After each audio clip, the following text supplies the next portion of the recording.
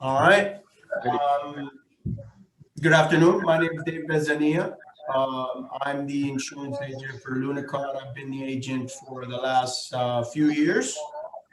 Uh, also, Joe Staltari from Colombia is going to be discussing a portion of this presentation. Uh, we've had a couple of requests from employees that they're interested in additional products like disability and accident policies and so forth. So we have a pretty comprehensive benefits package here at Lunicon, but we're going to make it even more comprehensive. Okay.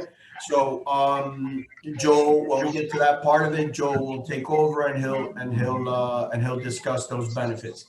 Most important thing is that because we're at open enrollment, obviously we know this is the time you guys get to make the changes. The insurance company also adjusts their rates and their proposals, and obviously our job is to shop it.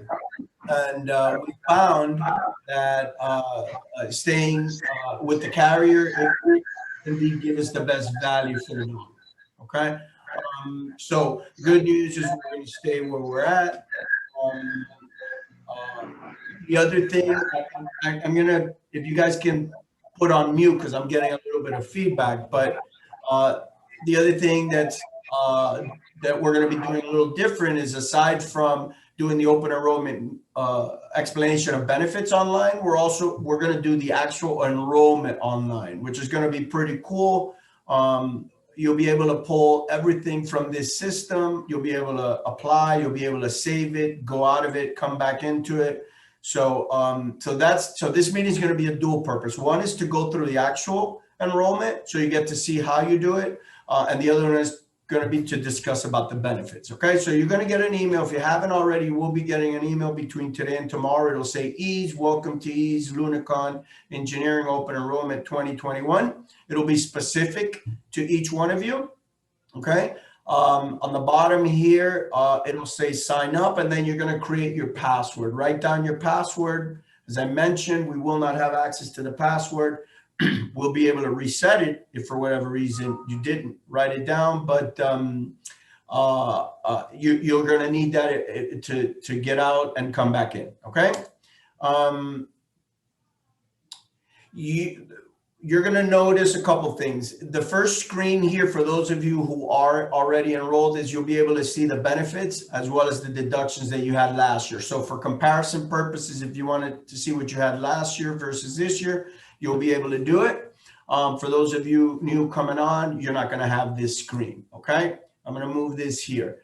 The beginning, once you get the email and you create your password up here, it says manage enrollment because it already picks up that I was in here and then I saved it. Yours is going to say start enrollment. Okay. Once you click on start enrollment, you're going to see this screen here. It's going to tell you it takes 15 to 25 minutes. It'll actually take probably 5 to 10 minutes because a lot of the information is already populated. Okay. And then you click on start and read the disclaimer. Basically, it says that, we still have to submit this to the insurance company and so forth, so we can't print temporary ID cards right away. Just continue through that, and then you're going to get this screen. Okay, this is the first screen where you're going to make sure that everything that we've populated here is correct, right? You're going to have your name. This is a test site, obviously, but you can have your name. You're going to have your date of birth. You'll be able to click and show your social security number, make sure all that's correct, as well as make sure that your home address is correct, because if it's incorrect, when we mail you your cards, you will not receive them. Okay. You will be able to edit all this information. So if something is indeed incorrect, you'll be able to go in there. You're going to notice up here, 14% complete. This is the percentage of the process being completed. Again, it'll take you 5-10 minutes. You'll go from 30% to 80% really, really quickly. Okay. The employee information is down here. Just click through it. And then if you do have to make changes or you want to add dependents, right? You were an employee only and now you want to potentially add your spouse, you'll be able to do it right here. You can add dependents. spouse and children, or you can edit the information of your current dependents right now. Okay. Up here on the left, you're going to see that you're going to be able to go back and forth through screens, right? So if I want to go, for example, to the original screen, I'll be able to do it here. If I want to go back to the screen that I was in, you'll be able to do it here on the left-hand side. Okay.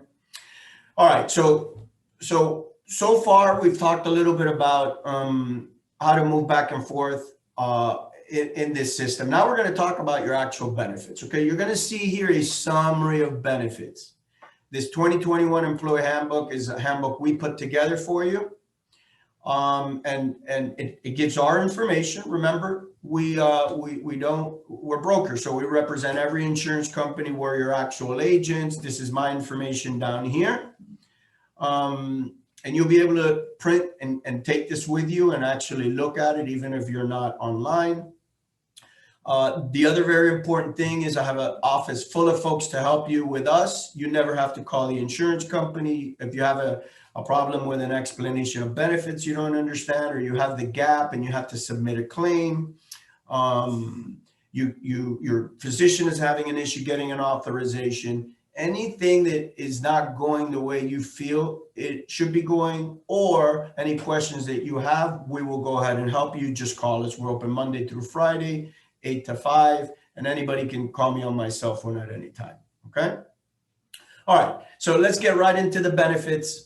As I mentioned, we have 3 plan options and a hospital gap plan. Okay. The hospital gap plan is voluntary. I usually like to go through the hospital gap plan first to make sure you guys fully understand it. And then we'll go through the 3 plan options and how the hospital gap plan would work should you elect it. Okay. Most important thing, you look up here, Transamerica is an A-rated company, and they are appointed to pay the provider directly. It's a hospital gap plan that will pay responsibilities that you have on your health plan. Okay. You do have to pick one of the health plans to have the hospital gap plan, which is a little different than Colonial. Colonial, even if you waive off of everything, you can still purchase those products, right? Where this hospital gap plan works directly with the health plan, okay?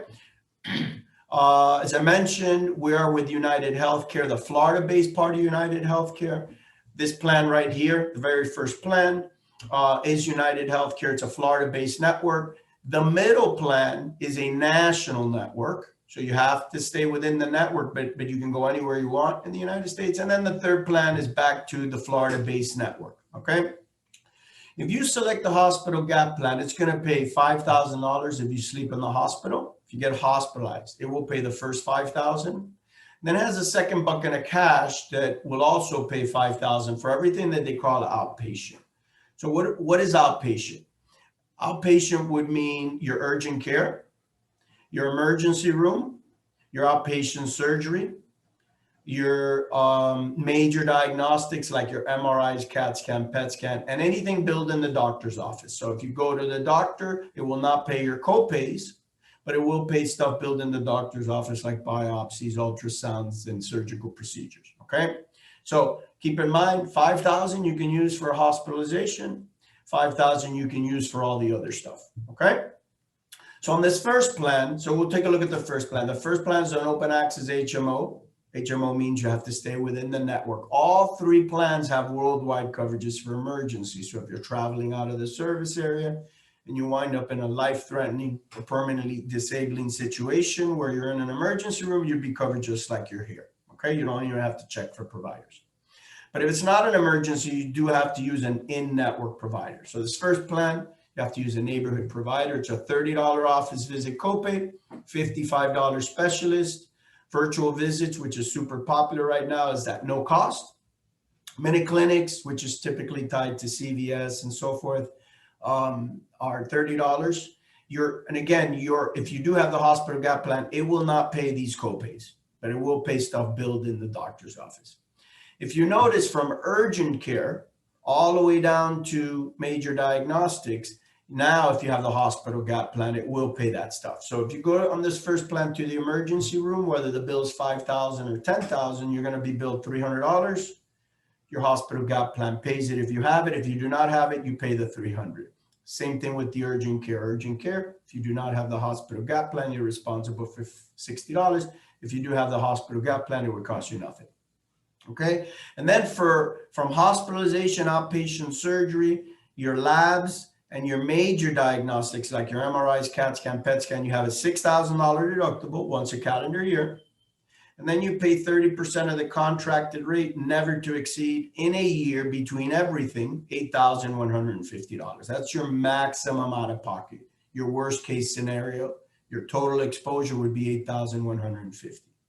So what does that mean? If you get hospitalized or have an outpatient surgery, you're responsible for up to $8,150 without the hospital gap plan. If you do have the hospital gap plan, they'll pay $5,000 of this $8,150, which would mean your worst case exposure would be $3,150 in a calendar year, and then you're done for the year.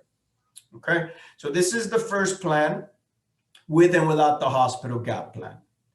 Please keep in mind on this first plan, if you do select this first plan, you can use any of the major in-network providers for pharmacies, except you can not Walgreens. So Walgreens right now is having an issue with contracts on these new plans with more than just United Healthcare. So if you select the first plan, because it is a brand new plan, you will not be able to use Walgreens. Just transfer your prescriptions to Costco or Publix or CVS or another major pharmacy that's in network. Okay. This first plan does have a full prescription drug plan. Tier 1 is typically generic. Tier 2 is your brand. Tier 3 is what they call the non-formulary. It's $150. And then the $300 is typically what we call our specialty medication. Okay. Now, this second plan is very similar to the first plan, with the difference being that it is a national network. You can see it right there. So if you do select this plan, you can go in network, not just in Florida with neighbors.